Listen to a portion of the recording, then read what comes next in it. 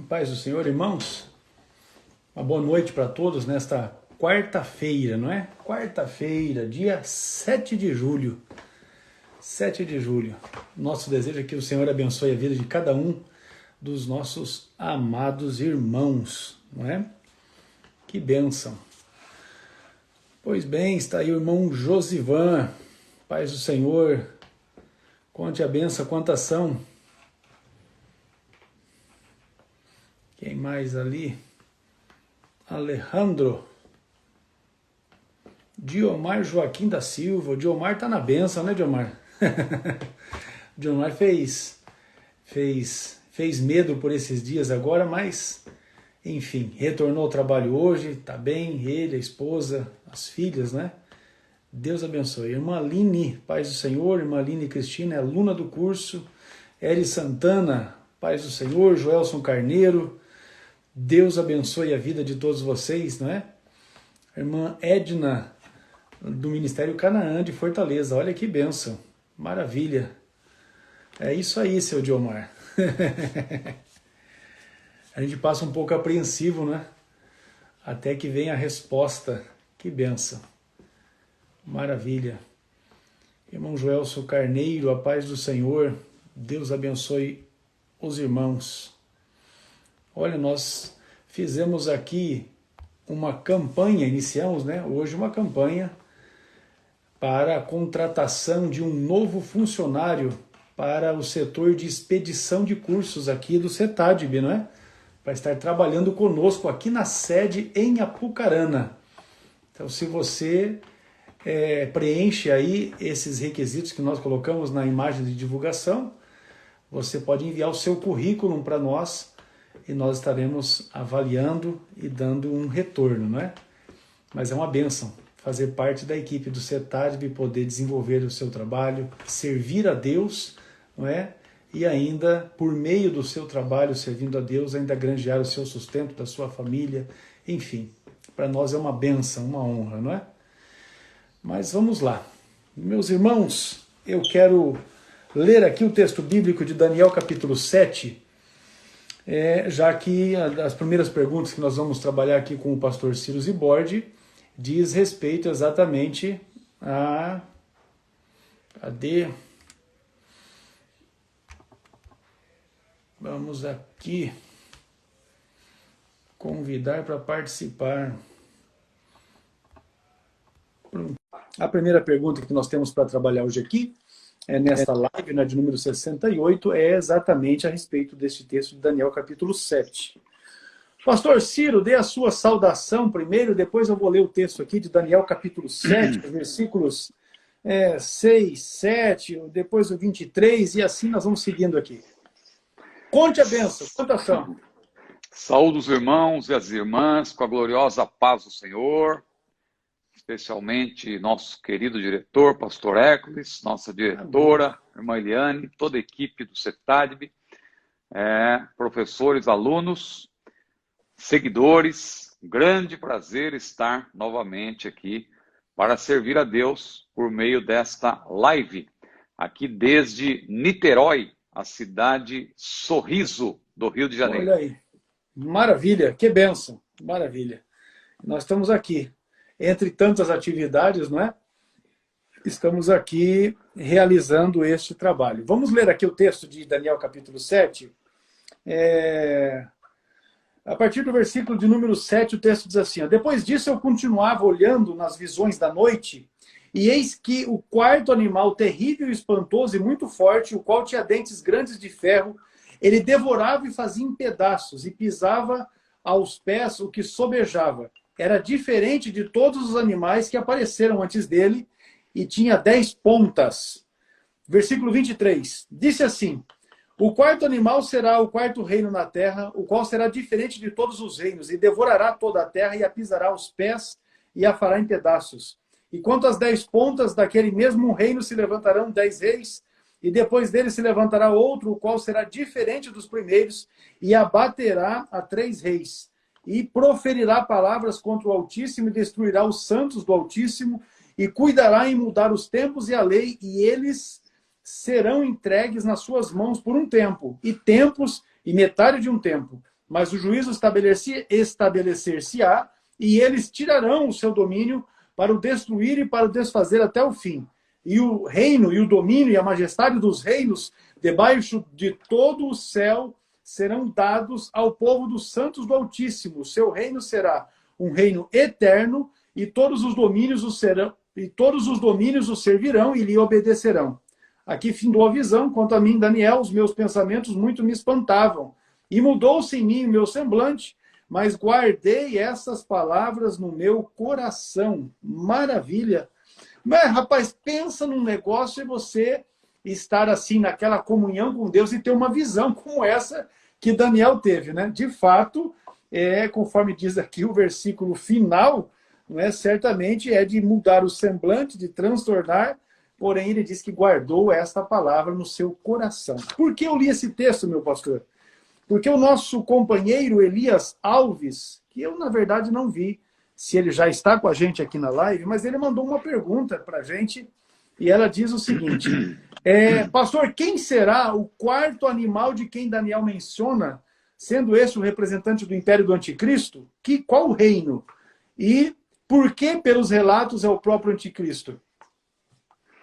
É realmente a maneira como Deus usou esses profetas aí, né? Elias, né? Isaías, Jeremias, Ezequiel, Daniel, chama muito atenção, né? Eu estou estudando bastante agora os livros de Daniel e Ezequiel, especialmente, e Ezequiel é interessante o que Deus fez com ele, né? Ele estava num lugar, mas o Senhor o transportava, né? Em visões, ele era arrebatado em espírito e ele antevia tudo que ia acontecer, tanto que quando chegou a notícia para ele de que Jerusalém, o templo tinham sido destruído, ele já sabia, ele já tinha visto em visões de Deus, né? E o camarada que fugiu lá, que levou a notícia, que levou 3 meses, como a gente falou, que era o tempo Vai que chegar levava, lá? né? De Jerusalém para Tel Abib, né? Onde Ezequiel estava. Não confunda com Tel Aviv, né? Tel Abib era lá na Babilônia, né? Junto ao rio Quebar. E quando ele chegou lá para dar notícia, Ezequiel já sabia. Deus já tinha transportado. Já tinha mostrado para ele. Já tinha visto, pois é. Mas experiências maravilhosas. Mas vamos lá, pastor. Deixa eu acrescentar uma coisa. Rapaz, imagina só comigo, pastor Ciro, o que Deus é capaz de fazer com alguém que tenham assim, que desenvolve com ele uma comunhão íntima e profunda. Nós temos nos profetas um exemplo de coisas assim, que hoje, meu Deus, né? A gente fica imaginando e poder entender, não é? Você veja o próprio exemplo mais próximo, não tanto no Antigo Testamento, mas o exemplo do apóstolo Paulo, a comunhão que ele tinha com Deus, a maneira gloriosa como Deus usou, como o Espírito Santo usou dentro da sua capacitação para que ele pudesse deixar, vamos colocar assim, aquilo que é praticamente a nossa doutrina na igreja, não é? Por meio dos seus escritos. Então a gente consegue assim vislumbrar aquilo que Deus pode fazer através de um homem e de uma mulher que se entrega para ele sem reserva, né? É uma coisa gloriosa de fato. Meus irmãos, antes de eu responder, peço permissão ao pastor Ecos, tem pouca participação, irmãos. Cadê os crentes pentecostais? Estou vendo pouco coraçãozinho piscando. Aí também ainda tem um engajamento bom, mas ainda não está ótimo, né? Então, vamos fazer a gentileza aí, irmãos, de clicar nesse coraçãozinho, que isso aí significa dar glória a Deus na live, né? Você sabe. Clica no aviãozinho, convida, pelo menos, você convida pelo menos 10. Pelo menos, é fácil. Clica no aviãozinho, vai aparecer ali sua lista de amigos, escolhe ali aqueles que você conhece, chame para a live, porque essa live é especial. Não pensa você que a gente senta aqui e começa a falar. Tem uma preparação, tem uma divulgação, o pastor Ecos tem um cuidado para divulgar nos grupos, falar com os pastores, tem irmãos que nos ajudam com a divulgação. A gente prepara, então, meu irmão, minha irmã, ajude-nos, faça a sua parte. Nós estamos te ajudando também, não é? Uma mão lava a outra. Não é? A gente está pesquisando, ocupando nosso tempo para te trazer informação para você que é professor de escola dominical, você que é pregador, ter um conteúdo seguro para você pregar. Mas você tem que retribuir, não é? Ajuda a gente aí, meu irmão. Clica no coraçãozinho, clica no aviãozinho, chama o povo, chama a família. Aí na sua casa, se tiver 3 pessoas que estão aí no TikTok, aí, 2 pessoas estão aí no Reels, não é hora de Reels agora. Eu sei que é interessante ver aqueles cachorrinhos latindo, aquelas criancinhas falando. Tira foto, mãe, tira foto, tira foto. É aquele negócio engraçado, né? Tudo bem, mas agora é a hora da live. Essa live é só uma vez por semana. Então, meu irmão, se concentra. Não saia da live, você está proibido de sair, viu? Fique aí, meu irmão. Não saia, não fique querendo ver várias lives ao mesmo tempo, que você não vai absorver nada. Aliás, escatologia, quem quer aprender escatologia tem que tomar tempo, tem que se Com dedicar. certeza. Não é ficar ciscando aqui e ali, não. Fica aqui, tá certo? Vamos lá, pastor. Posso responder? Agora, rapaz, agora. O nosso irmão Elias quer saber a respeito do quarto animal. Para resumir as leituras que eu fiz, Quarto animal. ele quer saber a respeito do quarto animal. Só que para chegar no quarto, né, tem que passar pelo primeiro, segundo, Tem que passar pelos outros. Vamos lá, rapidamente tentar fazer um resumo. Então, Deus deu várias visões para Daniel que se completam, que se encaixam. Então, primeiro, para você entender essa visão do capítulo 7, você tem que estudar o capítulo 2, que é o sonho de Nabucodonosor, daquela estátua que tinha cabeça de ouro, peito e braços de prata, ventre e coxas de cobre ou bronze, né? Pernas de ferro e os pés com 10 dedos, em parte ferro, em parte barro. E aí Nabucodonosor viu que uma pedra que foi cortada, sem auxílio de mãos, ela foi cortada, aquela pedra veio e não bateu na cabeça, também não bateu no peito, também não bateu no ventre e nas coxas, também não bateu nas pernas. Bateu onde? Nos pés. E quando atingiu os pés, toda aquela estátua, ela virou pó. Ela foi esmiuçada, virou pó. E aquela pedra começou a crescer, atingiu toda a terra. Bom, você sabe que essa pedra representa Cristo, né? Cristo vai voltar, vai atingir, não a cabeça, que a cabeça já passou, representa a Babilônia, não vai atingir o peito, que representa o Império Medo-Persa, que já passou, não vai atingir o ventre, que representa a Grécia, já passou, não vai atingir pernas, porque representa a Roma, já não existe mais, o Império Romano, na sua forma original, né? Vai atingir o pé. O que é o pé?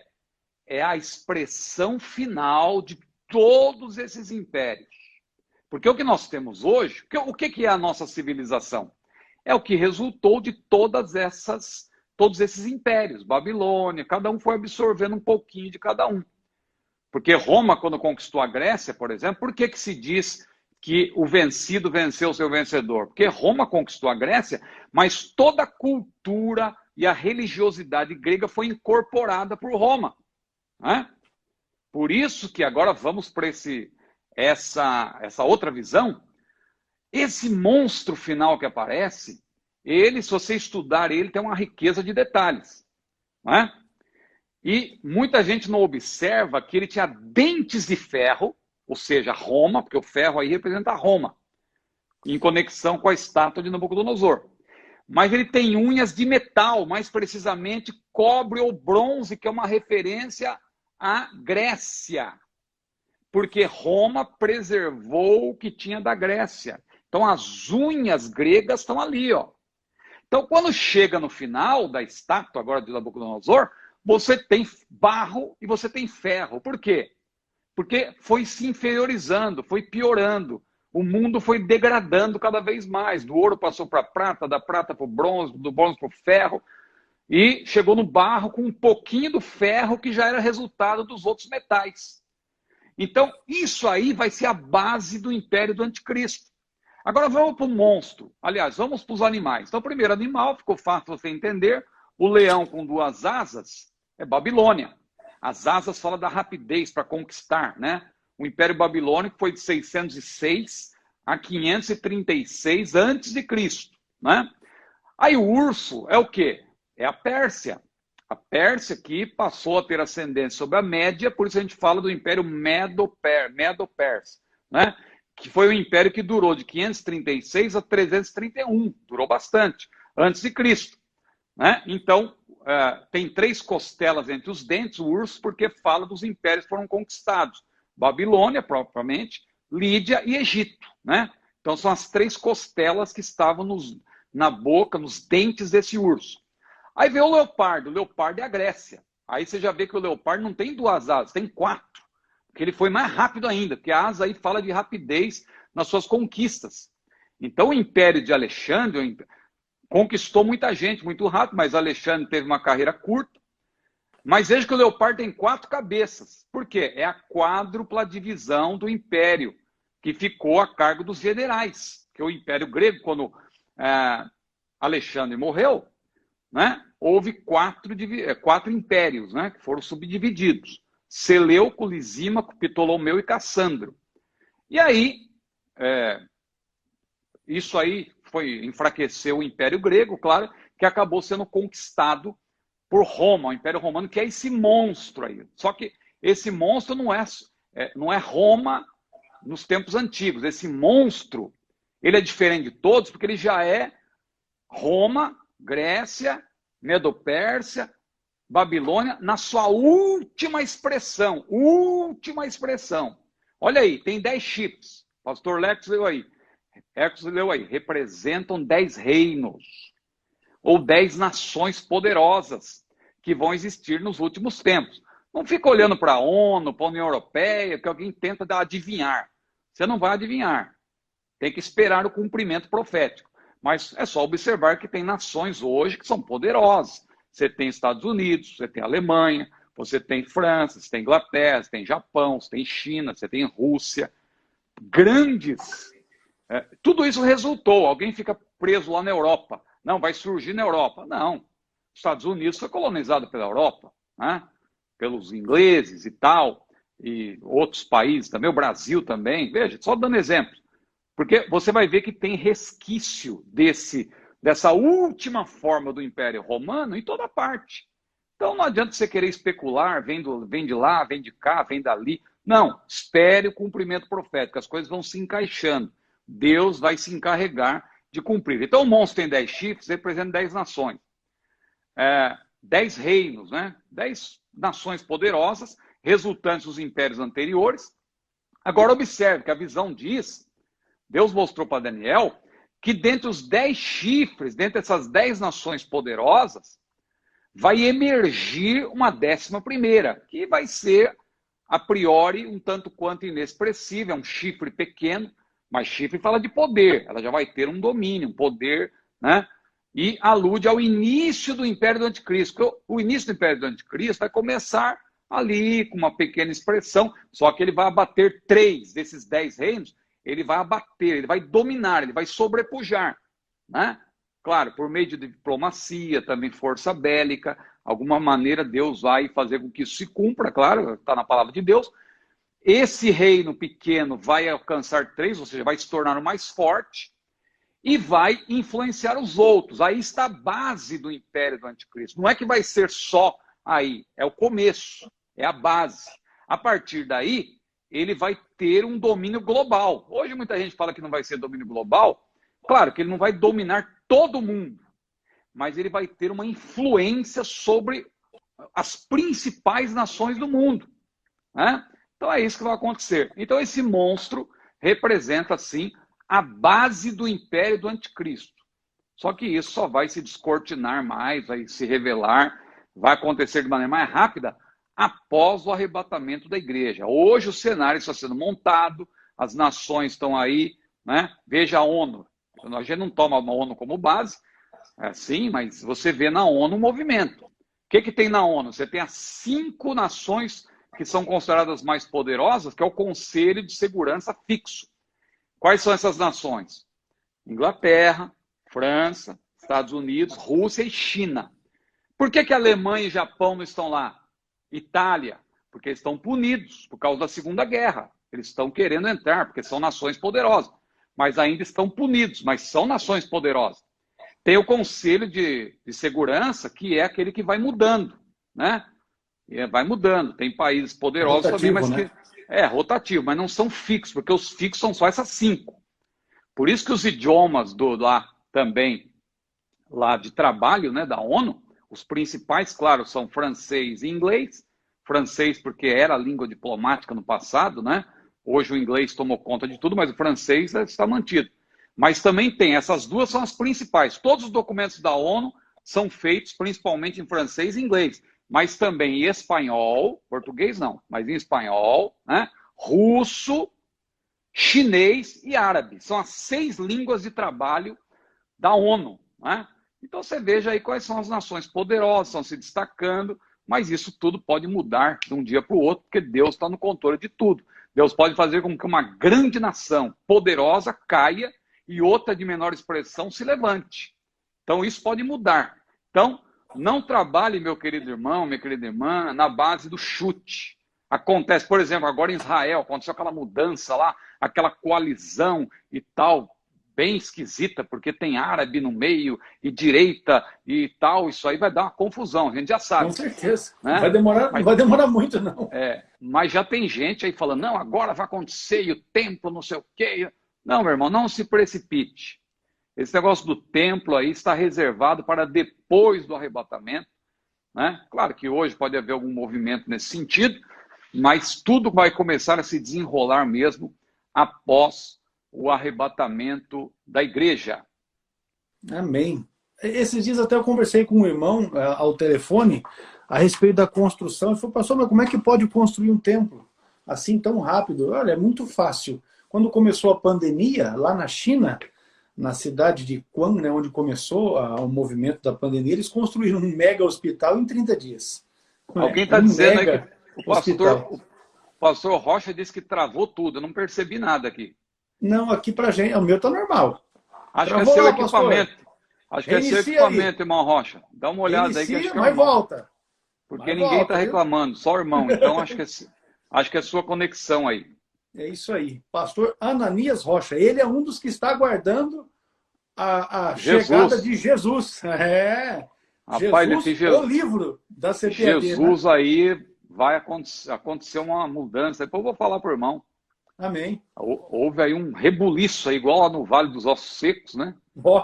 E a coisa tomou uma dimensão diferente agora. O que era para ser uma coisa assim vai ficar... Amém. Mas... É benção. Sem pressa, sem pressa. É benção. Vamos trabalhar Glória devagar, né?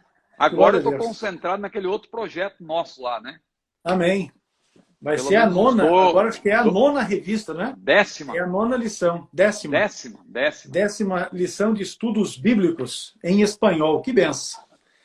Pois vamos lá, meu pastor. Como explicar 2 Tessalonicenses, capítulo 2, versículo 3, que segundo o pastor Evandro, a explicação que o irmão dá é a mais completa, não é? Que diz que o homem do pecado irá se manifestar antes da vinda de Cristo. Bondade é isso que o texto diz? É bondade do pastor Evandro. Agora... O pastor Evandro ainda não viu ele na live, não, rapaz. O pastor Evandro, ele tá desprezando a gente. Acho que ele tá crescendo muito. Esse pessoal vai ficando famoso, né? Vai esquecendo aí dos amigos, né? Mas olha, irmãos, eu tô achando que ainda o movimento não tá muito bom, não. Tem que aumentar isso aí, irmão. Clica no coraçãozinho, irmão. Clica no aviãozinho, irmão. Essa live é importante. Olha essa pergunta, por exemplo. Quem é que trata dessa questão hoje em dia? Pouca gente. O pessoal foge dessa questão. Mas aqui a gente não foge. Eu gosto até dessa questão. Eu vou até pedir para o pastor Ex, a gentileza, de ler esse texto. 2 Tessalonicenses, capítulo 2, versículos 1 a 3, que a gente vai fazer aqui uma explicação passo a passo para você não ser iludido por outros segmentos aí que gostam de rir da gente, mas a nossa explicação, modéstia à parte, é a melhor. Tem gente, irmãos, infelizmente, cujo argumento melhor é o deboche.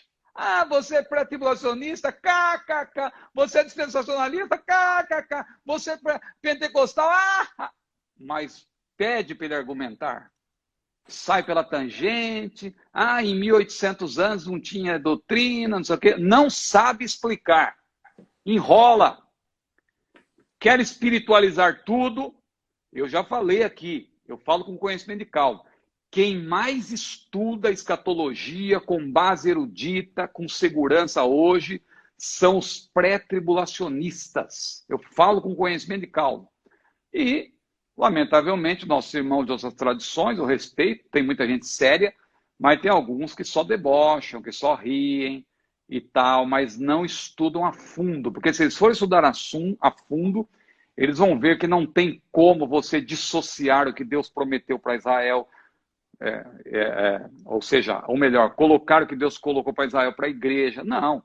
Esse negócio de falar que Israel é a igreja de Deus, não, nada disso. O que Deus prometeu para Israel, nós estamos num parênteses. O que Deus prometeu para Israel vai ser cumprido. Mas desculpa, pastor Eco, vamos ler o texto para a gente avançar, não é? 2 Tessalonicenses 2, versículos 1 a 3. 1 a 3, é isso aí. Bora lá.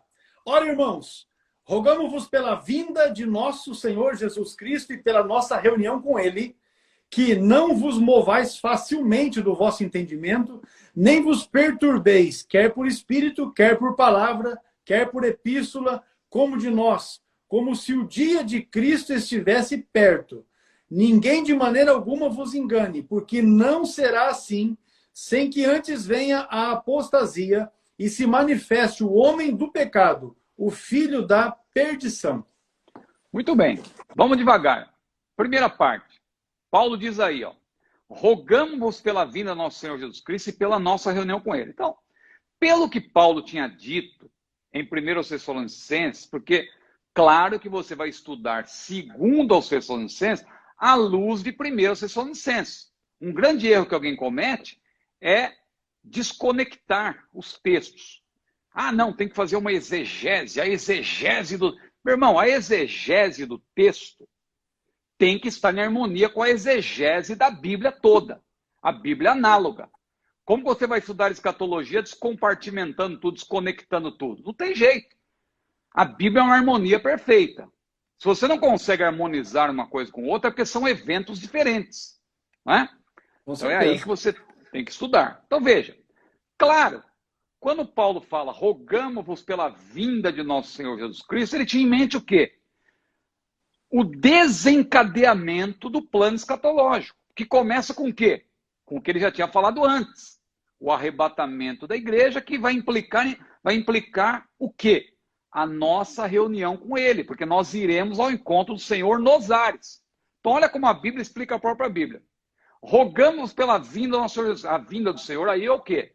O início que vai começar com o arrebatamento. Então ele está falando da vinda do Senhor que começa com o arrebatamento. Quando ele fala de nossa reunião com ele, claro, está falando do arrebatamento, que é no arrebatamento que nós iremos ao encontro do Senhor nos ares. Agora veja, não vos movais facilmente do vosso entendimento, que ele já tinha falado antes, né? Eles já tinham entendido. Só que o que acontecia naquela época? Tinha gente mandando cartas, passando por Paulo, tinha falso profeta, tinha falso pregador. E aí Paulo falou, vocês não podem se perturbar com isso aí. O que eu falei para vocês é seguro, vai acontecer. Foi Jesus que me revelou. O que eu recebi do Senhor, eu vos entreguei, ele falou para os coríntios. Eis que vos digo um mistério, e foi Jesus que revelou para ele. Então o que Paulo falava era o que, não o que estava na cabeça dele, era o que Jesus tinha dito para ele. Então olha aí, eles não deviam se mover, não se perturbar, nem por espírito, ou seja, se alguém viesse lá, vai descer fogo do céu, não sei o quê, se ensinasse outra doutrina, Paulo falou aos Gálatas, seja anátema. Ainda que um anjo do céu vos anuncie outro evangelho, além do que já vos ensinei, seja anátema. Né? Então, por espírito, por palavra, alguém veio pregar lá, não, você não prega a mesma doutrina, sai para lá. Ou por epístola. Por isso que Paulo, nessa segunda carta, você pode ver que ele diz assim, olha, eu estou escrevendo aqui essa parte com o meu próprio punho, para vocês saberem que sou eu, viu? Tem gente se passando por mim, mas aqui eu vou dar minha assinatura, porque ele tinha um amanuense que escrevia para ele. Mas ele disse, agora eu vou escrever essa parte, para vocês saberem, sou eu, é Paulo que está falando. Então, aí ele diz o seguinte, olha aqui, ó, vocês não devem se mover pensando que o dia de Cristo está perto. Aí a chave para entender. Os nossos irmãos de outra tradição forçam a Bíblia a dizer o que ela não diz. Eles dizem que esse dia do Senhor, ou dia de Cristo aí, é a vinda do Senhor.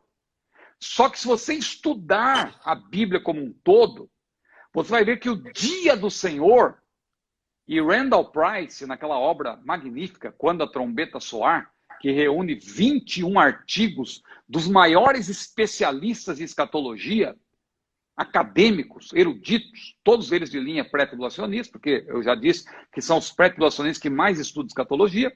Randall Price, que é um grande erudito, especialista em arqueologia bíblica, especialista do Antigo Testamento, ele examina a expressão dia do Senhor em toda a Bíblia, especialmente no Antigo Testamento, e ele prova por A mais B que dia do Senhor não é a vinda do Senhor. Dia do Senhor, ou dia de Cristo, aí é uma variante textual, né? Na corrigida está dia de Cristo, na atualizada dia do Senhor, porque existem manuscritos que dizem dia de Cristo, outros dizem dia do Senhor, mas não é a vinda do Senhor. Aí é uma referência ao juízo de Deus que começa no período tribulacional. Não é só o período tribulacional, né? Mas começa ali. Começa ali. É ali que Deus vai começar a derramar os seus juízos. É o juízo de Deus após o período tribulacional, à luz do que Paulo falou na sua primeira carta, porque ele fala lá claramente que Jesus virá para nos livrar da ira futura. 1 Tessalonicenses 1 e 10, 1 Tessalonicenses 4, 13 a 18, o arrebatamento, 1 Tessalonicenses 5, 1 a 9, está claro que nós somos da luz, né? E o juízo não é para os filhos da luz, é para os filhos das trevas que vão ficar nesse mundo, a igreja vai ser arrebatada. A Bíblia é clara, não é? Aí veja, olha que interessante, ninguém de maneira alguma vos engane, porque não será assim, sem que antes venha apostasia e se manifeste o homem do pecado, o filho da perdição. Não será assim o quê? O que Paulo está dizendo? O dia do Senhor, o dia do juízo de Deus, ele não vai se manifestar antes que venha a grande apostasia, porque a apostasia já tem hoje, mas virá uma apostasia muito grande no período tribulacional. Aliás, no limiar, vai começar entre, a gente não sabe quando, mas a gente crê que está muito próximo, entre o arrebatamento da igreja e o início do período tribulacional, vai haver essa grande apostasia, essa deserção em massa, que Jesus abordou lá no sermão profético. Vai haver essa apostasia, e aí o anticristo ascende ao poder. Só que quando ele ascender ao poder, a igreja já foi arrebatada. O anticristo ascende ao poder porque vai ter um início, uma falsa paz. Paulo falou do dia do Senhor lá em 1 Tessalonicenses 5, né? Quando disserem a paz e segurança, e sobrevirá repentina perdição. A gente poderia ler esse texto também, pastor Edson, por gentileza? Com certeza. 1 Tessalonicenses 5, 1 a 3, que lança a luz sobre esse texto aí. Bom lá, tá, já está na mão. Mas, irmãos, acerca dos tempos e das estações, não necessitais de que se vos escreva, porque vós mesmos sabeis muito bem que o dia do Senhor virá como ladrão de noite. Olha aí, dia do Senhor. Não é a vinda do Senhor aí, hein? É o dia do Senhor, é juízo. Pois que, quando disserem a paz e segurança, então lhe sobrevirá repentina destruição, como as dores de parto àquela que está grávida. De modo nenhum escaparão. Então, aí Paulo está tratando do quê? Após o arrebatamento da igreja, que ele já tinha mencionado no capítulo 4 de Tessalonicenses, ele começa a falar do período tribulacional. E ele diz o quê? Olha, nós somos filhos da luz, nós vamos participar disso, nós somos filhos do dia, é para os das trevas. Que é o dia do Senhor, aí ele começa a falar do dia do Senhor, que é juízo. Quando disserem a paz e segurança, lhe sobrevirá a repentina destruição. É o início do período tribulacional. O anticristo ascende com a sua diplomacia, negociando com um, negociando com o outro, e aquela paz, né, aparente, né, representada até pelo cavalo branco lá de Apocalipse 6, quando o primeiro selo é aberto. Né? Então é uma falsa paz. Mas aí, logo em seguida, quando ele se manifestar, a igreja já terá sido arrebatada, Paulo já tinha dito. Ah, irmão Ciro, mas aquele texto de 2 Tessalonicenses 1, que diz tudo junto lá, que vai se manifestar a ira de Deus e já vai destruir tudo. Meu irmão, eu repito o que eu falei, não desconecte as passagens escatológicas. O estudo escatológico tem que haver uma conexão entre os textos. Se você isolar o texto, dá a impressão que Deus vai resolver tudo naquele dia, de uma vez só, e tal, um dia de 24 horas, ele vem, arrebata, quebra tudo, acaba com o anticristo. Não vai ser assim. Haverá tempo. O dia do Senhor é um período. A última hora é um período. Veja que João falou que nós já estamos na última hora, né? No primeiro século. Agora a gente está nos últimos segundos. Os últimos dias, nós estamos na culminância dos últimos dias. Porque é um período também. Período. Né? Tem que entender bem essas expressões, os dias bíblicos, esses períodos, né? Veja que no próprio livro de Ezequiel, se você estudar Ezequiel, você vai ver que lá Deus apresenta para Ezequiel 390 dias como um dia representando o ano, que são os 390 anos ali que dá certinho o tempo lá da casa de Israel, né, o reino do norte. Depois aqueles 40 dias no lugar de 40 anos em relação ao reino do sul, é justamente o período entre Jesus vindo ao mundo e a destruição do templo.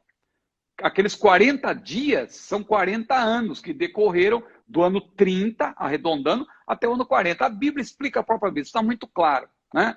Então não pense você que o dia do Senhor é um dia de 24 horas. O dia do Senhor é um período de juízo. Então esse dia do Senhor, ele não virá sem que antes haja uma grande apostasia e se manifeste o homem do pecado, filho da perdição, anticristo. Só que quando ele se manifestar, a igreja já diz claramente que, ou melhor, a Bíblia já diz claramente que a igreja já terá sido arrebatada, pastor Hércules. Maravilha, olha aí, ficou bem claro. Só para os irmãos que estão ali com dúvidas, a live ela vai ficar salva, né?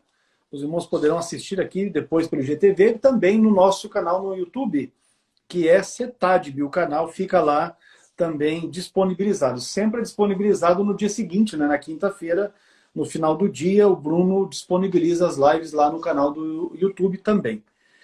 Pois bem, essa pergunta aí, pastor, quem fez foi o Maírton Rosa. Agora nós temos aqui uma pergunta do Agneton Sampaio. E é oportuna, porque muita gente tem dúvida, né, nesse texto aí da segunda epístola de Paulo aos Tessalonicenses. A pergunta que o irmão Agneton Sampaio faz é essa aqui, ó. Levando em consideração que a igreja não passará pela grande tribulação, haverá possibilidade de alguém que foi arrebatado ser enganado. Aqui ele colocou depois do milênio, mas eu acredito que já considere o período do milênio, né? Essa pergunta é interessante para esclarecer, mas a gente percebe que essa pergunta, ela se dá, não é só o nosso irmão, várias pessoas fazem, por uma falta de um estudo mais aprofundado nas passagens bíblicas, a fim de conectá-las, né? Porque quando você estuda escatologia sem conectar os textos, se você estuda os textos em blocos separados, você acaba tendo uma interpretação contraditória. Porque veja aí, como que os arrebatados vão estar sujeitos à tentação se eles vão ser glorificados? O que significa ser glorificado? Veja, quando a Bíblia fala do pecado, né, a Bíblia diz que hoje o pecado não terá domínio sobre nós. Por quê? A gente hoje tem uma natureza caída, o pecado habita em nós, né? Só que se nós nos santificarmos, o pecado não tem domínio sobre nós. A natureza do salvo, a nova natureza, sobrepuja a natureza caída. A carne se opõe contra o espírito, mas se o espírito estiver bem alimentado, ele pisa na carne, a carne não prevalece. Mas ela está lá, por isso que a gente é tentado, né? Por isso que Jesus orou por Pedro. Ó, Pedro, o diabo tentou aí, ó, tentou cirandar, tal, mas olha, eu orei por ti, né? Porque a tentação está presente o tempo todo. Nós somos tentados o tempo todo, somos tentados a murmurar, somos tentados a pecar moralmente, pecar por pensamentos. Nós temos ainda, o pecado habita em nós, somos salvos do poder do pecado. Agora, quando a igreja for arrebatada, o que vai acontecer? A Bíblia diz que o que é mortal se revestirá de imortalidade. O que é corruptível se revestirá da incorruptibilidade. Nós vamos ser transformados. Nós vamos ser glorificados. O que vai acontecer? Nós vamos ser livres não só do poder do pecado, nós vamos ser livres da presença do pecado. O pecado não mais estará em nós. Nós vamos ser santos. Nós vamos ser como os anjos de Deus, transformados. Nós não vamos estar mais sujeitos às leis da natureza. Essa questão de espaço, alguém fica preocupado, a igreja vai habitar no céu ou vai habitar na terra? Onde que Deus habita? Onde que os anjos habitam? Os anjos estão limitados no tempo, no espaço, eles estão a serviço de Deus, se deslocam com rapidez, estão aqui, estão ali. Estão... Veja, é outra dimensão, irmão. É outra dimensão, irmã. Por isso que essa questão se torna secundária. Ah, nós vamos habitar na terra, nós vamos habitar no céu. Jerusalém está descendo e fica em cima da terra e a gente fica lá olhando o que está acontecendo na terra, assistindo como se fosse um Big Brother. Não, meu irmão, a gente está com Cristo. A Bíblia diz, estaremos para sempre com o Senhor. Onde Ele estiver, estaremos com Ele. Não estamos mais sujeitos à igreja glorificada. Agora vamos lá responder a pergunta objetivamente. Levando em consideração que a igreja não passará pela grande tribulação, porque ela vai ser arrebatada e vai ser glorificada, né? Haverá possibilidade de alguém que foi arrebatado ser enganado? Claro que não, irmão. Nós vamos estar glorificados, estaremos para sempre com o Senhor. Todo arrebatado está livre da presença do pecado. Os enganados depois do milênio, que a Bíblia diz lá em Apocalipse 20, que o diabo vai ser solto por um pouco de tempo, vai enganar muita gente, são povos naturais. São pessoas que nasceram no período milenial, durante os 1000 anos. Porque vai haver nascimentos no milênio. Imagina o que acontece em 1000 anos. O que aconteceu do ano 1000 até o ano 2000? Pense. Ou do ano 1001 até o ano 2000. Veja quanta coisa aconteceu. Nós tivemos aí as várias revoluções, né? Revolução Francesa, Revolução Industrial, Iluminismo, e os filósofos que surgiram, né? Immanuel Kant, e Rousseau, e Hobbes, e tanta gente. Veja quanta coisa aconteceu. Teve a reforma no meio, teve a contra-reforma. Olha quanta coisa, até chegar, irmãos, na Idade Moderna, na pós-modernidade. Veja, só que vamos ter 1000 anos com Cristo reinando na Terra, né? Então aí é diferente, vai ser um reino de paz, vai ser um reino de justiça. Mas o ser humano é ser humano. Aqueles que não estiverem transformados vão estar ainda com a natureza caída. Eles vão ter oportunidade de salvação, ter oportunidade de morrer salvos. Claro que ao final do milênio todos serão transformados, todos estarão glorificados. Mas enquanto não termina o milênio, a igreja está com Cristo glorificada, mas os povos naturais, esses sim, é que vão estar sujeitos à tentação. A igreja não, a igreja já estará, a igreja arrebatada já estará glorificada. Maravilha. Pastor, só para esclarecer, porque assim, nós temos vários irmãos que estão sempre com a gente na live, porém nós temos vários que estão chegando pela primeira vez. E aí, quando a gente fala a respeito dessa situação, e fala a respeito dos povos naturais, muita gente não entende de onde é que virão esses povos naturais. Porque tá pegando bonde andando, né? É, por isso que eu estou dizendo. Tem vários é o que eu sempre irmãos... falo, desculpa interromper, irmão. Escatologia, irmãos. Eu repito, eu bato nessa tecla. Alguém pode até ficar irritado comigo, mas escatologia, irmão, para entender tem que tomar tempo.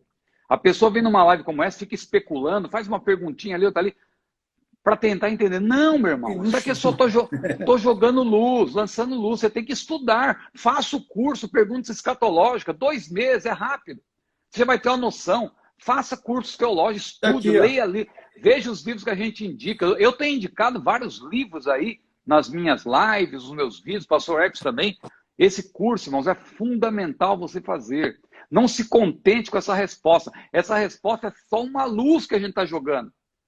Para você, olha, não tinha pensado nisso, deixa eu estudar, eu não concordo, tudo bem, você pode não concordar, mas tome tempo, porque se você não tomar tempo com o assunto, você vai ficar especulando, vai ficar falando isso, falando aquilo. Eu falo que, modéstia à parte, especialmente nos últimos 10 anos, eu me voltei para o estudo escatológico, com muito cuidado, e eu tenho examinado, irmãos. Nada nenhuma posição assim, alguém pode dizer que está 100% seguro, né? Mas eu digo com toda segurança que a visão que nós defendemos, o pré-tribulacionismo, é o que tem as melhores respostas à luz da Bíblia. Você pode ter certeza disso, né? Eu posso provar, pastor Ecos também, e esse curso aí, se você fizer, você vai ver como as coisas se encaixam de acordo com aquilo que Deus diz na sua palavra. Desculpa, pastor Ecos, interrompi o irmão.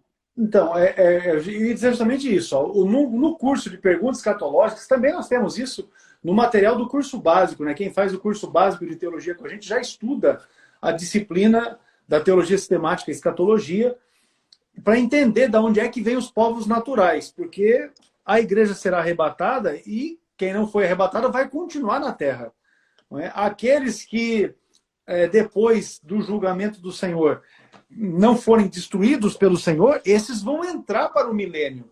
Esses são os povos naturais. Então, durante o período tribulacional, os 7 anos, vão nascer crianças, não é? E muitas dessas vão entrar para o milênio. Então, esses povos naturais são essas pessoas. Agora, isso está muito bem explicado, muito bem detalhado no nosso curso de Perguntas Escatológicas, que a irmã acabou de perguntar ali se faz à distância. Todo o curso é à distância, não é? Tanto o curso de Perguntas Escatológicas, esse aqui, quanto os cursos de teologia, básico, médio, avançado, enfim, todas as modalidades de curso disponíveis pelo CETADB, que você pode acessar o nosso site, cetadb.com.br, e ali tem toda a nossa grade curricular de cursos de teologia e ministeriais. Né? Então vamos lá, meu pastor. 22h45, ainda vai dar tempo de mais um aqui. Como se dará a glorificação dos que forem salvos no milênio?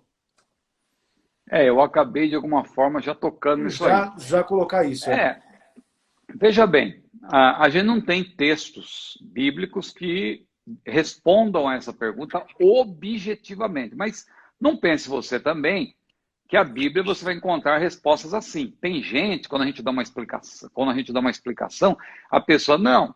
Por exemplo, quando a gente fala lá que há um intervalo, né, entre a 69ª semana e a 70ª. Alguém diz, o texto não diz isso. A pessoa quer que o texto diga claramente, eis que há um intervalo entre... Não precisa disso, é só você estudar.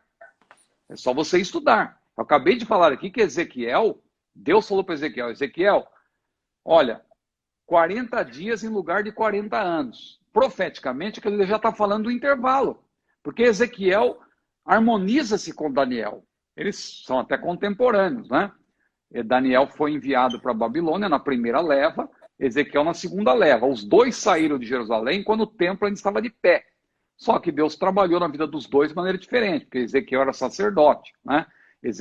Daniel foi trabalhar no palácio. Jeremias também contemporâneo, só que ficou em Jerusalém.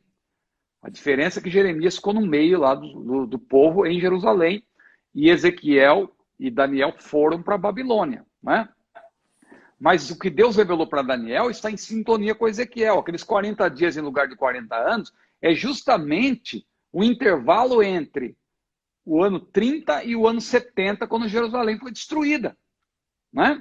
Por quê? Porque a profecia de Daniel diz, então será tirado o Messias, e aí veio o povo do príncipe destruir a cidade. Se você lê assim, não, é linear, não tem...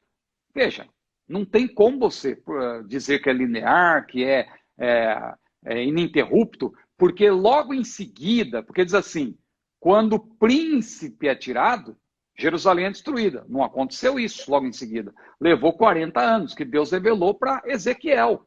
Se você estudar Ezequiel, você vai ver. A Bíblia explica a própria Bíblia. Então, voltando para essa questão, a Bíblia não vai ter um versículo dizendo, eis que os salvos serão glorificados no milênio, assim, etc., no período tal. Não tem. Mas a Bíblia é análoga. Como que se dá a glorificação dos salvos hoje? Os que forem arrebatados vão ser glorificados. Os que não forem arrebatados vão passar pelo período tribulacional, aqueles que forem salvos, que morrerem, vão ressuscitar. Está lá em Apocalipse 20. Os que não morrerem vão ingressar no milênio, vivos. E claro, que morrerem, salvos, vão ser, em algum momento, também vão ser glorificados, vão ressuscitar e vão glorificar, antes do juízo final, pode ter certeza. Porque no juízo final, a igreja não vai participar na qualidade de ré. Porque Jesus, olha como a Bíblia explica a própria Bíblia, Jesus foi claro quando ele disse, aquele que ouve as minhas palavras e crê naquele que me enviou, não entrará em juízo. O termo aí é forense. Pode ver lá, João 5, quando diz não entrar em juízo, o que Jesus quis dizer com isso aí? O salvo, que permanecer salvo, nunca mais participará de um julgamento na qualidade de réu.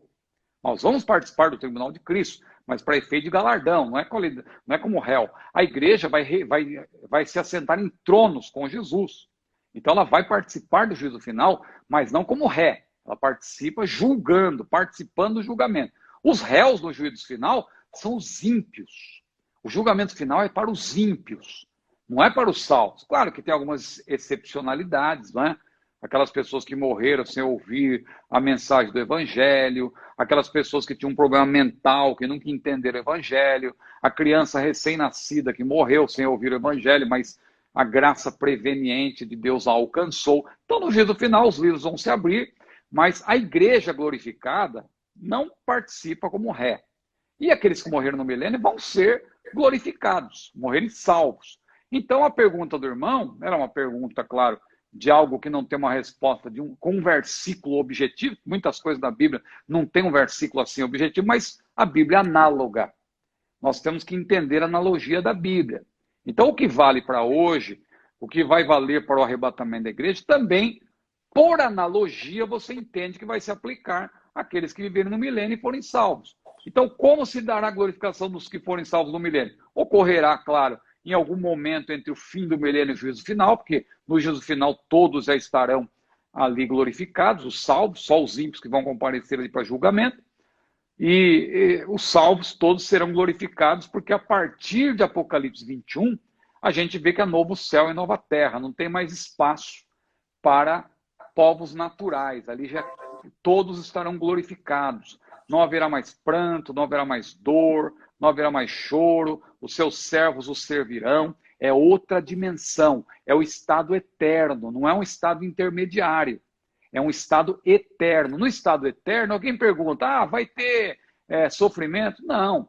E se a pessoa tem um parente que foi para o inferno? Isso não vai afetar, porque a pessoa estará numa outra dimensão. Sofrimento é coisa da terra, é coisa de quem está limitado a este mundo. No estado eterno, no estado intermediário, ainda há alguma lembrança, algum sofrimento, que lá em Apocalipse 6, aquelas almas debaixo do altar ainda se lembram, né?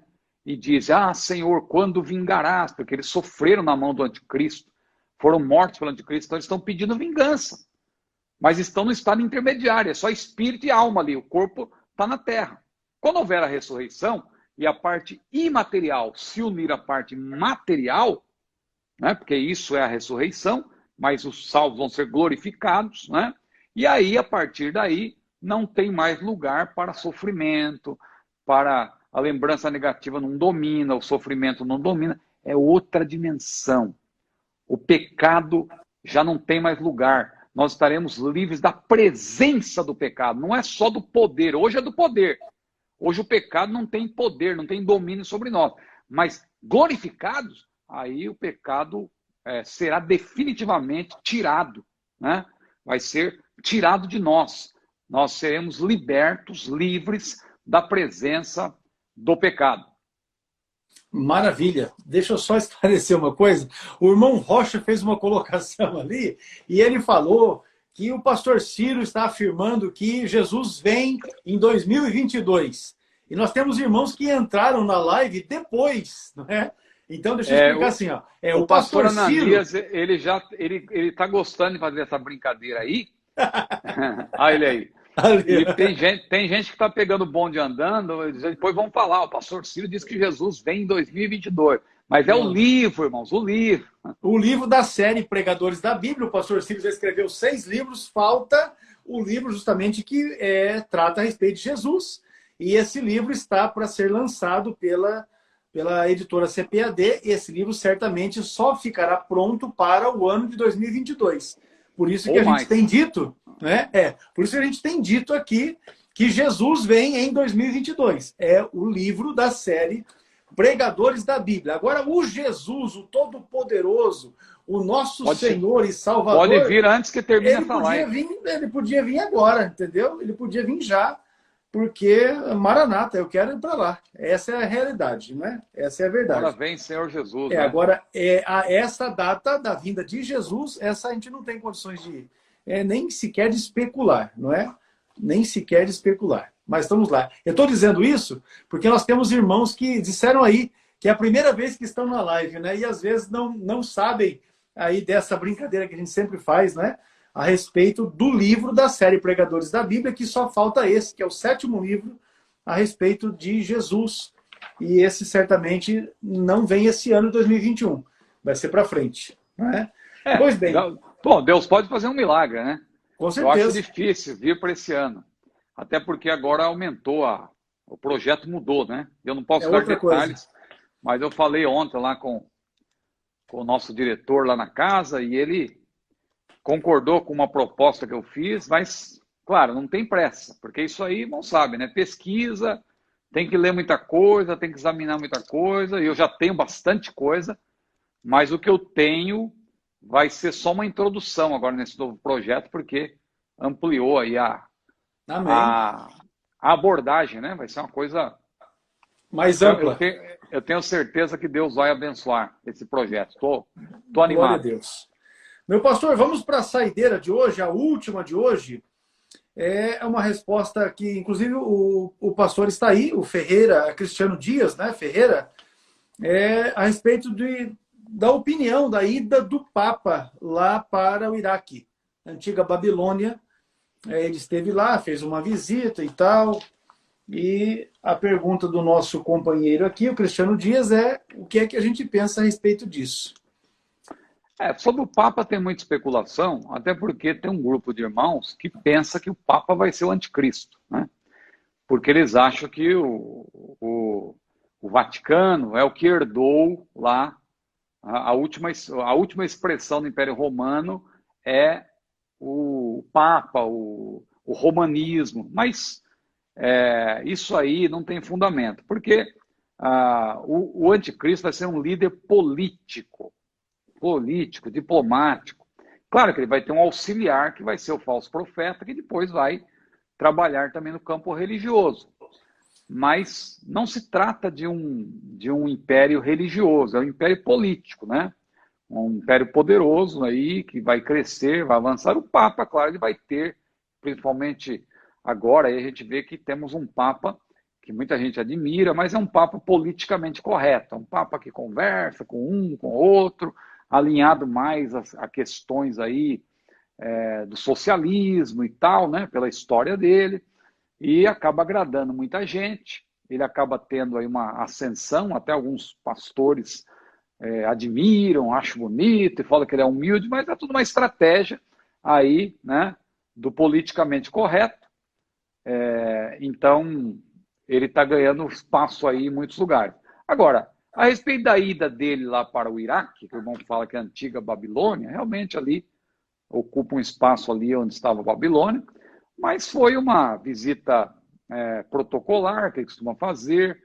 Foi, aliás, o primeiro deslocamento dele aí depois dessa pandemia, né? Ele ficou nos últimos 15 meses antes sem viajar. Aí no começo desse ano, acho que foi em março, que ele foi visitar lá, não é? Ele ficou lá de 5 a 8 de março. 5 a 8 de março, exatamente. Então ele percorreu, segundo informações, quase 1.500 quilômetros em território iraquiano, mas tudo por cima, né? Voando, helicóptero, avião. Não ficou muito embaixo, não, porque embaixo a coisa está meio complicada, terrorismo, né? Então ele acabou em lugares ali onde havia proteção, ele discursou, inclusive, contra o terrorismo, né? Ele se dirigiu ao chefe da Igreja Católica naquele país e ele falou que o terrorismo abusa da religião, tal. Participou de uma cerimônia ecumênica, para variar, não é? Que o forte do romanismo da Igreja Católica é o ecumenismo, né? Com diversas confissões e tal. E a missa ocorreu justamente lá em Ur, né? A cidade natal do patriarca Abraão, naquela região ali. Então, pastor Rex, mas aí tem alguma coisa aí no campo da especulação, mas eu acho que o Papa vai ser uma figura importante. Aí eu acredito, não sei qual Papa vai ser, porque esse aí também já está com uma idade avançada, né? E tem problemas de saúde, ele até passou por algumas cirurgias aí recentemente e tal, alguns problemas que ele vem apresentando. O Vaticano, sem dúvida, seja quem for o Papa, vai ter uma participação nessa ascensão do anticristo, mas eu repito, a igreja já terá sido arrebatada. Hoje a gente está observando tudo que está acontecendo no mundo, vendo as profecias. Claro que tem profecias que já começaram a se cumprir. Claro que a maioria das profecias elas vão se cumprir mesmo após o arrebatamento, mas já há movimentos. Eu citei até outro dia aquela questão do Vale dos Ossos Secos, né? que Ezequiel ele profetiza que os ossos estavam sequíssimos, estavam separados, mas dali a pouco ele profetizou, começou a haver um rebuliço, um grande ruído, cada osso se juntou ao seu osso. Aí depois ele profetizou novamente, veio a carne, veio nervos, né? Pressupõe músculo, né? Força. Depois estendeu-se a pele, e só depois que soprou o espírito para que o exército ficasse de pé. Então, isso fala da restauração nacional e espiritual de Israel. Veja então que já se cumpriu a parte nacional, né? Em grande parte, porque esse rebuliço foi quando Israel começou a ser perseguido, aí mais precisamente a partir de 1882, quando foi expulso da Rússia, né? Muitos fugiram da Rússia, foram para Israel, se fixaram em comunidades, mas estavam separadas, ou seja, os ossos ainda estavam ali, os ossos começaram a se juntar, mas ainda não havia nervos, não havia músculos para se defender. Com os ataques terroristas, houve a necessidade dessas comunidades formarem uma força de defesa.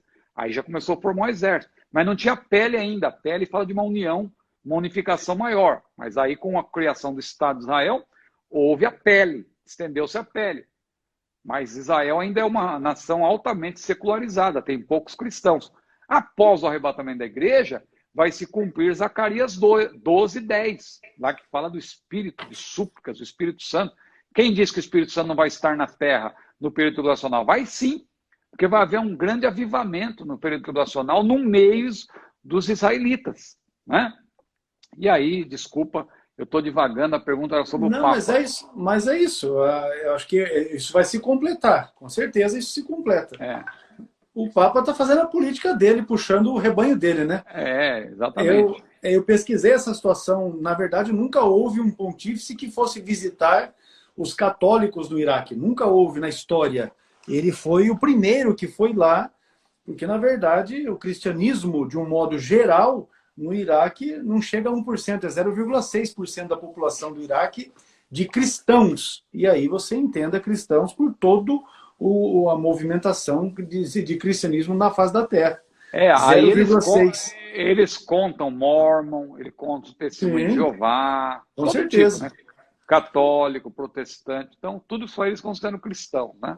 Então, ele foi lá, na verdade, porque ele está precisando arrebanhar o povo dele lá, né?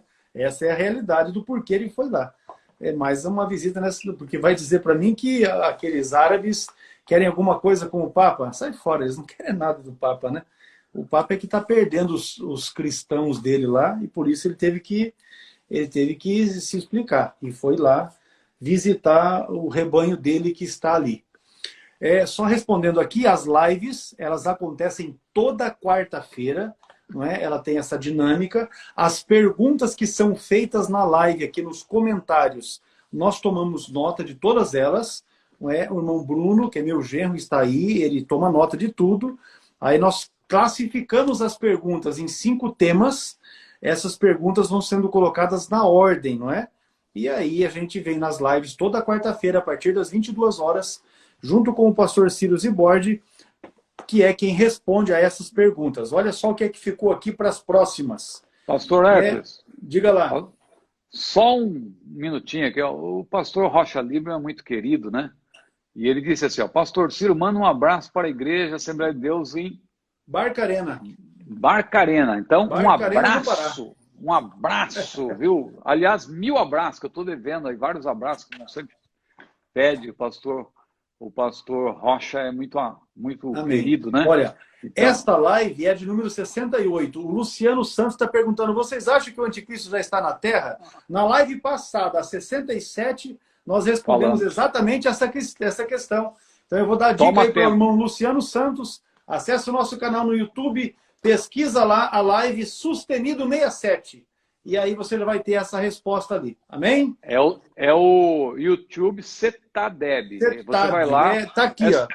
É só você escrever lá. Eu vou escrever de volta aqui, ó. Cetadeb. Tá pinado aí, ó. Pronto. Aí, tá aí, o site está ali. Tá fixado. Prontinho. Aí. Fica fácil. Benção pura.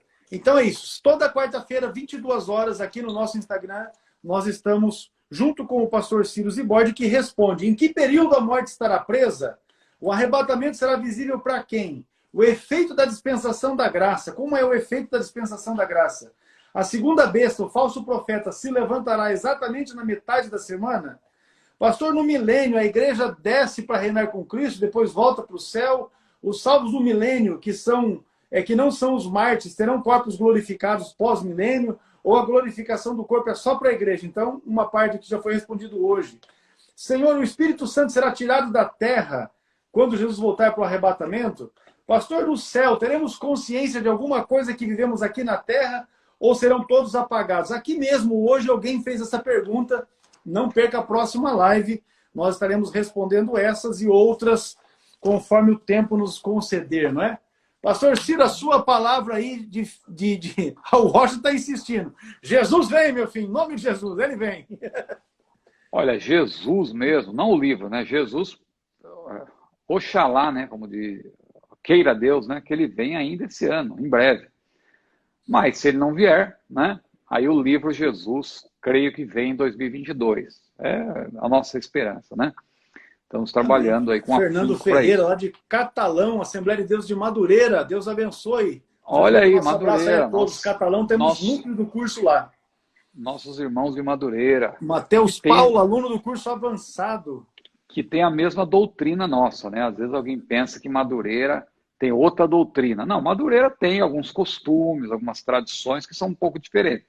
Mas o sistema doutrinário, né? É a mesma coisa. A declaração de fé é a mesma.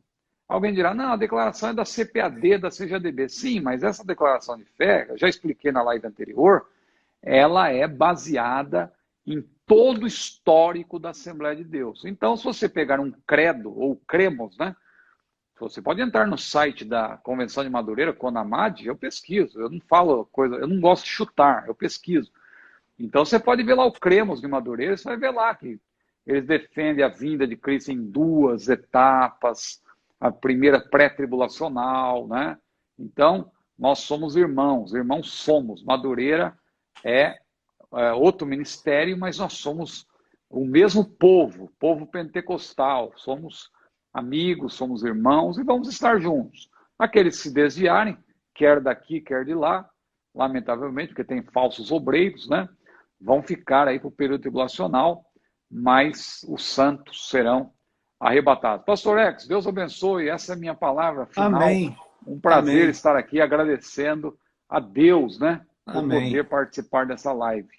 Tá certo. Pastor Rocha, e ao irmão. Fique certo, Pastor Rocha, fique certo que eu estarei entrando em contato pessoalmente contigo amanhã pela manhã e lhe orientando a respeito de como o irmão pode implantar uma classe, um núcleo do CETADB aí em Barcarena. Pessoalmente, eu vou fazer isso amanhã contigo. Saudar aqui o Eric, que é lá da Penha, no Rio de Janeiro, está próximo ali do pastor Ciro. Irmão Dejaci, falei com ele ontem. Lado da ponte. O irmão Dejaci está estudando o nosso curso básico de teologia, o Samuel é aluno do curso médio. Cadê? Quem mais que apareceu aqui? Meu Deus, o pastor Fernando é lá de Goiás, o Mateus é do curso avançado. Meu Deus, é uma quantidade muito boa de gente. Deus abençoe vocês todos, meus irmãos. Quarta-feira nós retornamos. Qualquer dúvida, nos chamem. Aí na bio do nosso Instagram tem todo o nosso contato, WhatsApp, e-mail. O nosso site está fixado aí para que os irmãos acompanhem. Amém? Vamos orar. Amado Deus, te agradecemos pela vida, pela saúde e pelo privilégio que o Senhor nos dá de podermos te servir, fazermos a tua obra, realizarmos a tua vontade e o teu querer nas nossas vidas e também através das nossas vidas. Seja com as nossas vidas, com a nossa família, e nos abençoa, nós te pedimos. O pastor Ricardo Coriolando, que precisa da tua intervenção na sua saúde. Visita o Senhor no leito da enfermidade, lá em Curitiba. Dê um toque todo especial na sua vida, dando a ele saúde, restituição da sua saúde, em nome de Jesus. Nós repreendemos todo o mal e pedimos a tua bênção sobre a vida do nosso amigo, nosso companheiro e teu servo, em nome de Jesus. Amém e graças a Deus. Meus irmãos, Deus vos abençoe a todos. Pastor Ciro, saudação aí para a irmã Luciana, irmã Júlia. Uma última coisa, eu vi a irmã Michele aí. Nós oramos para a irmã Michele de Santarém, no Pará. Irmã Michele de Santarém, Pará. Ela recebeu alta, já está ativa nas redes sociais, aqui participou também, louvado seja Deus, né? Amém, glória a Deus. Ela teve uma dificuldade grande. Então, o irmão Ricardo Coriolano, estamos orando por ele. Oremos também, só um último pedido aqui, pela irmã Zilda, a irmã Zilda de Manaus, lá, a viúva do pastor José, né? José Alves, né? Peraí, estou confundindo agora. Não, me faltou. Me deu um branco. O nome dele. E é um pecado até esquecer o nome dele, que ele é um Mas grande... a irmã Zilda, sim, a gente lembra, a bibliotecária. Sim, estou sempre em contato com a irmã Zilda, né? E ela... É o pastor Edson. Pastor Edson, isso. Edson Alves, né? Isso. Edson Alves, é isso o sobrenome dele? O sobrenome eu já não me... Isso já me apertou. Mas é Edson, é o Edson. Mesmo. É que eu estou confundindo com... Eu estou confundindo com o querido pastor. Edson Viana. Viana é ela, né? Eu não sei se ele também tem... A Eliane que deu o grito lá. Edson Viana. Eu acho que ele é conhecido como Edson Alves. É porque acho que depois desse processo que eu passei aí, estou tendo alguns brancos. E eu estou confundindo com o pastor lá de Paranaguá, pastor José Alves. Lá é José Alves, José Alves é falecido já. Pastor Edson também. Então, por isso que... e eles têm uma certa semelhança. Mas tá bom, pastor Edson. Deus abençoe. Vamos orar pela irmã Zilda, sim. Amém. Um abraço, gente. Deus abençoe vocês. Quarta-feira, às 22 horas, retornamos aqui para estarmos juntos novamente. Até lá. Paz do Senhor. Amém.